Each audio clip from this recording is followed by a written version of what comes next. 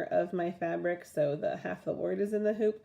One of the main things you want to think about when we're doing beads with embroidery is that embroidery needles tend to have fatter heads. The eyes here are bigger so that we can get multiple layers of string through.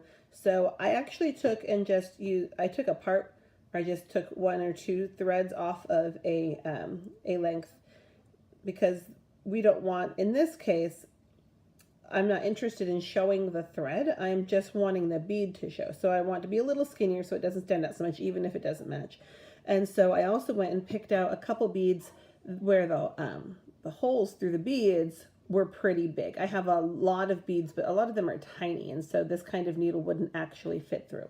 So putting on a bead is really, really simple. You could do it just like a running stitch. You put your needle through, and then you put your bead through the needle and right back down.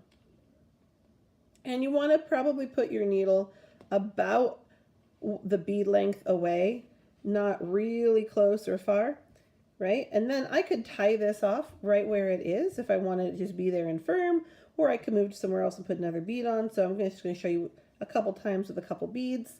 The bead, just like the buttons, is going to be pulling on the thread the whole time, so I need to kind of keep it firm until I tie it off, right? So here's just a little baguette bead, real pretty, okay? And if the baguette bead is yay long, I want to put my stitch down about there. It makes it just easier if you're not trying to pull it weird, okay?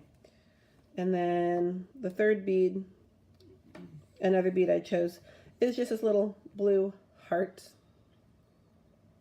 So again, pretty simple, put it up and through. One thing you have to remember, I have heart beads where the hole goes from the top to the bottom. In this case, it's side to side.